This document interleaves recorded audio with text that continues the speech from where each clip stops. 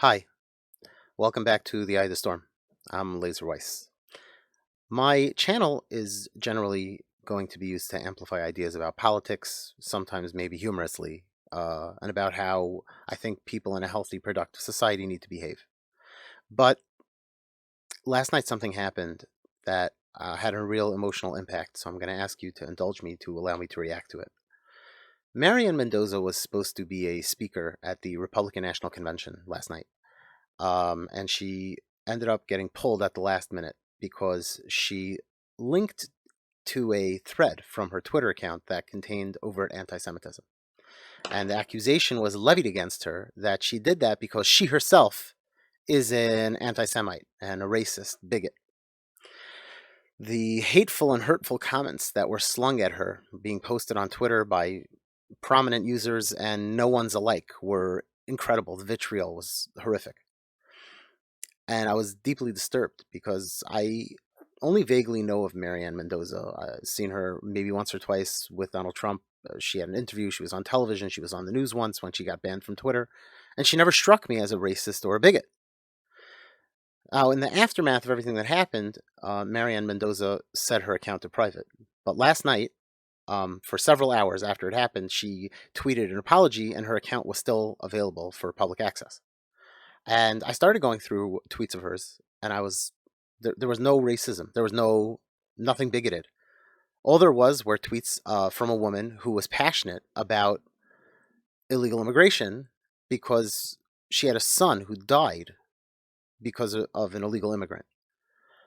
Now, there's certainly room to say that people who are passionately and emotionally involved may not be the best people to drive lawmaking. That's a fascinating and important argument.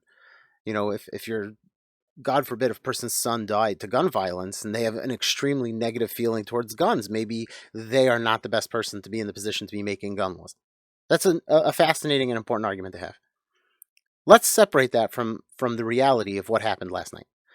This woman last night was accused of being a racist and a bigot. There's no evidence of that in her Twitter account for sure. I went back all the way to the beginning of her. I spent quite a lot of time last night researching old tweets of hers, way back from 3-4 years ago. I think her Twitter account started in late 2015, from what I recall. But now, unfortunately, I lost access to all those tweets. But I didn't take screenshots. But from way back, there's no racism. There's no signs of being a bigot. There's no anti-Semitism. It's just a lie. I've been, an Orthodox Jew for my whole life. Very sensitive to anti-Semitism. Very sensitive. And it's very hard. People who are racist and anti-Semites, this myth that, they keep it hidden. That's not true. They don't. It's a lie. The vast majority of people who are racist and anti-Semites are very open about their feelings. And the few that try and keep it hidden, it comes out of them in easy-to-spot ways. This idea that there are hidden anti-Semites and hidden racists and bigots amongst us, it's a lie. It's not true. They're very easy to spot. Mary Ann Mendoza is not one of them. She's a very normal, nice human being who had a son who died. And she had a very emotional reaction to that. And you can see that Donald Trump is a very important person to her. I don't blame her for that. Because in a time when many people were not sympathetic and empathetic to her, because they were politically more aligned with the cause that didn't match the feelings that she had, Donald Trump showed her empathy and did align politically with the cause that she believed in. It makes sense in a rational world that she glommed onto him. I might have done the same thing. God forbid, I hope I'm never in that situation. But the one thing I can tell you she's not is a racist, a bigot, or an anti-Semite. There's nothing in her past that suggests that. There's nothing about her that suggests it. Yes, she made a mistake. It's possible. Human beings do that. I know, because I've done it also. So I know it's possible to make a mistake. She linked to this thread. And I understand her mistake, by the way, because she probably read the very, very beginning of it. And the very beginning lists a bunch of nonsense points, some of which are not so nonsense, just in the context of this thread, which is historical fiction, it's nonsense. Some of the points sound like things that certain factions of society are doing today. And she's like, whoa, this is crazy. I get that reaction. And she's like, I'm going to tweet this out. And she didn't read through the pages and pages and pages of absolute nonsense historical fiction where this person uses like events and things that happened to create a real backdrop to whip together an insane conspiracy theory that at the end they reveal their true intent of the whole thread, which is to basically tell you that the protocols of the elders of Zion were all real and true, and that we better wake up before the Jews take over the world. Right? Good stuff. Honestly, I really enjoyed the read. I'm not going to lie. I happen to be a sucker for historical fiction. A fascinating read. But we're gonna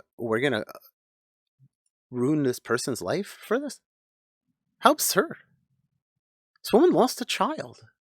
What happened to our society that we behave like this? The bigger problem to me, and in a way this is really why I'm making this video, is that no one cares about her at all anyway. All these people who were writing these horrible remarks, and I wish I had screenshotted them. I feel stupid that I didn't. I didn't know she was going to make her account private. People wrote the most horrible, vicious remarks about her. About how it makes sense that she's part of the GOP, because the GOP is the worst, most terrible Hitlerian people who ever lived. Woo! These people vilified her, the vitriol, the denigration to a woman who lost a child. And for what? Not because they care about her or her opinions. They don't. And that's what makes this so crazy.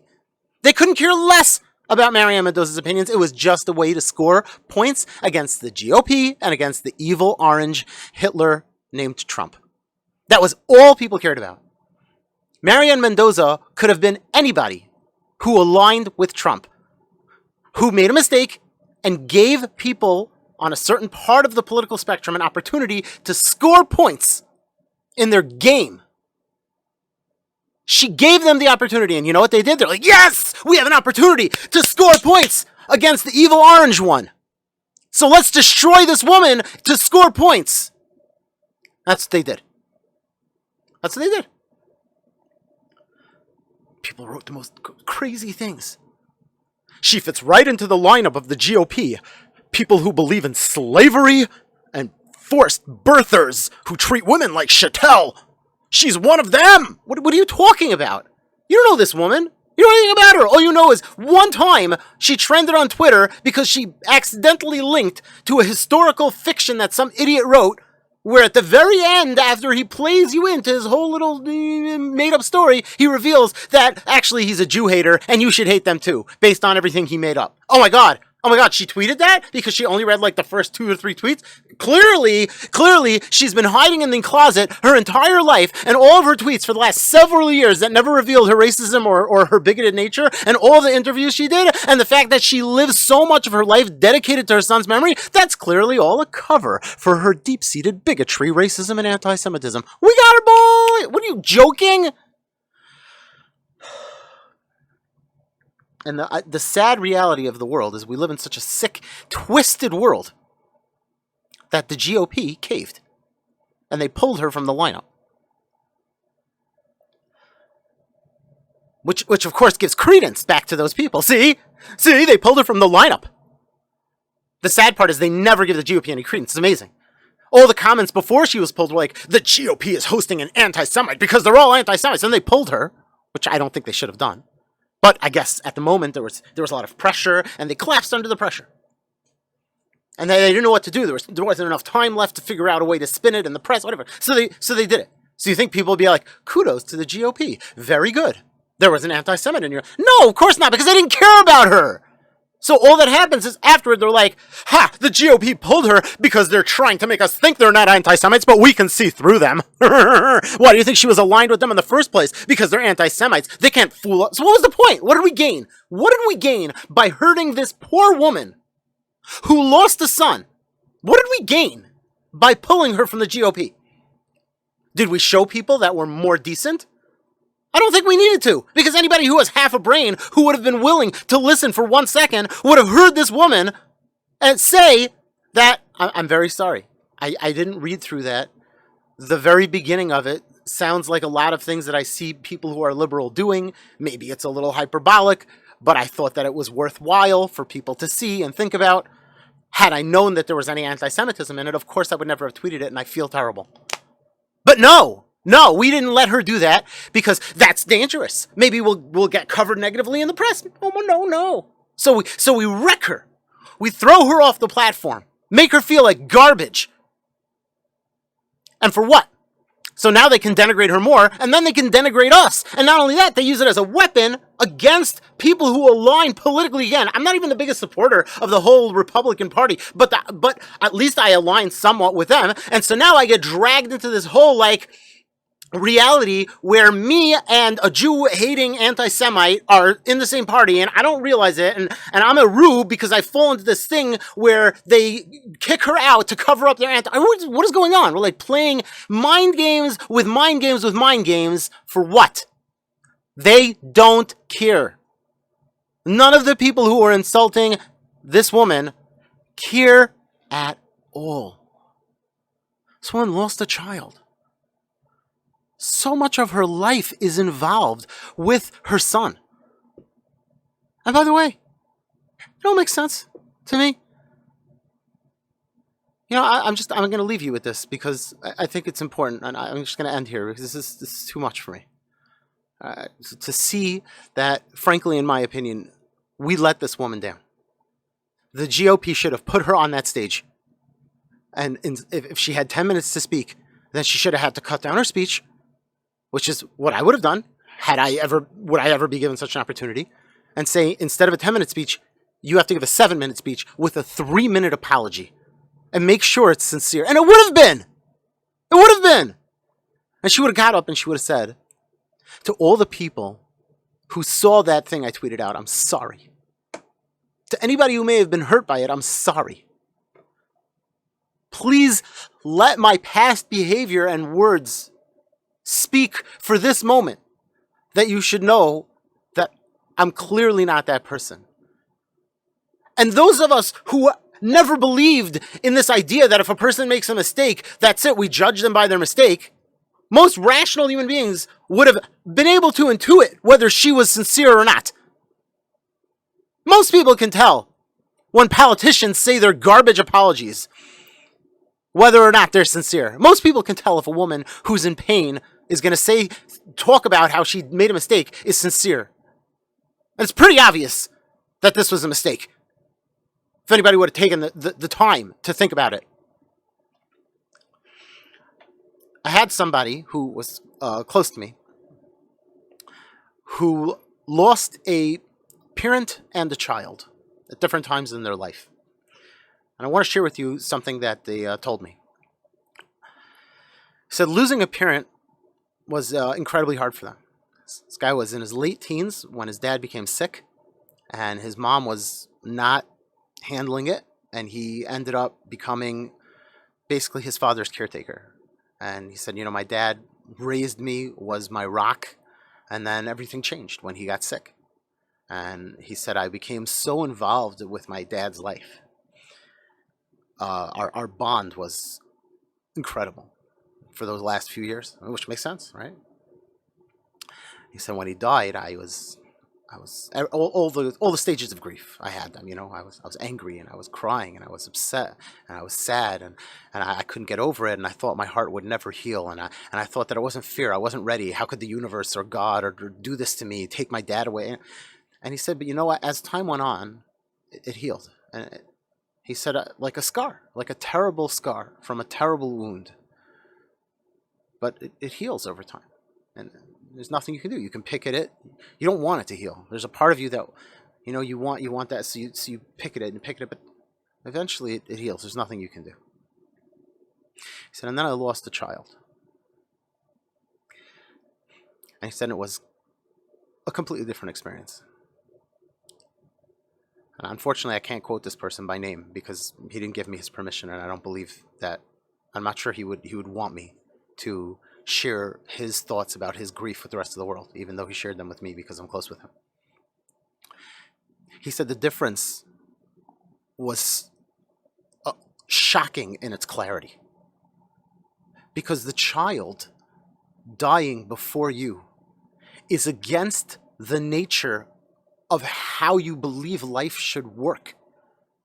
When my father died, he said the pain was immense. I wasn't ready for it. I was too young. It shouldn't have happened. But reality is, parents die and leave their children behind. And you know that your dad raised you to move on in life. That's what your parent gave you. They gave you that. And so as you grow, the time itself, like in reality, sort of forcibly start to fill in that hole. But when your child dies, that doesn't happen. Because it's against the reality of how life is supposed to be. You're supposed to be here, and your child is supposed to stay, and then eventually you leave, and they're still here. But it didn't work. Something went wrong. The system broke. So he said, so the wound never heals. Because every time it starts to heal, every time time goes on, and the pain starts to fade, that urge to care for your child is still there. The urge to see your child grow and live and know that when you leave this world, you will have done everything you could, which is a parent's job, to prepare that child and position him for success. That urge is still there because the child was part of your reality. You were involved in watching that reality unfold. But now it's not there. That reality that was created in your nature of there is something here that I'm involved in, and eventually I will leave, and the fruits of what I have done will continue on. That reality hasn't changed, except that the end point was cut off. And so he says, so it's like a scar, but as the scar heals, it just keeps ripping open again. And every time you think that you're over it, something happens. You see a picture, you see a memento. Something happens. Maybe you meet one of his kids. And that scar just rips open.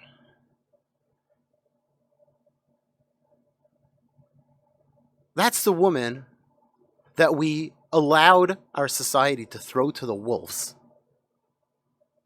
If we lived in a real, true, honest, good world, all the people who have truly influential voices in our society would have jumped up last night and said, how dare you accuse a woman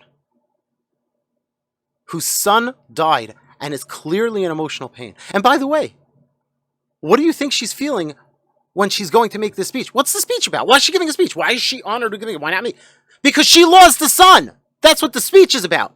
So you think at that moment she wasn't right there, ready to have that scar be ripped open? She knows why she's going out on that stage. And you know what else? When you accuse her and you say, oh, you were a racist bigot all along. That's why you want to support Donald Trump. What do you think that does to her? It's basically like saying to her, like, oh, you're just using your son's death as like a way to get some political clout. Very good, very good. Pulled the old had a son die so you could chummy chum with the power. What is that? Do you realize that's what we did to her? Do you realize when you kick her off the platform, you validate that notion? That you're a racist, bigot, anti-Semite who wanted to use our platform to promote such beliefs on the back of your dead son? That's what we supported. Instead of everyone coming to her defense and saying, no, we're not going to allow this woman to be abused. We're going to stand up for her honor. And by the way, not every time a person makes a mistake is it purely innocent. I'm sure there are people who, unfortunately, are secret anti-Semites. I'm sure a few of them, not many, but I'm sure a few of them exist. And maybe the mask slips off. We'll find out if that is the case. We'll find out. But we should have the capacity to have a little consideration. A person did something, I would just jump on a bandwagon and destroy them? For what? And again, the worst part of it, the very worst part of it, is that not one of those people cared. They couldn't care less. They don't even care, even if she would be an anti-Semite, they wouldn't have cared, because that was never what it was about. It was about scoring points against the evil orange. And to score points, they are willing to destroy anyone, anything, anybody. And why we didn't defend her, why we all didn't jump up to defend her, I'll never know. What an indictment on our society. Miss Mendoza, I want you to know that I'm on your side, for whatever it's worth.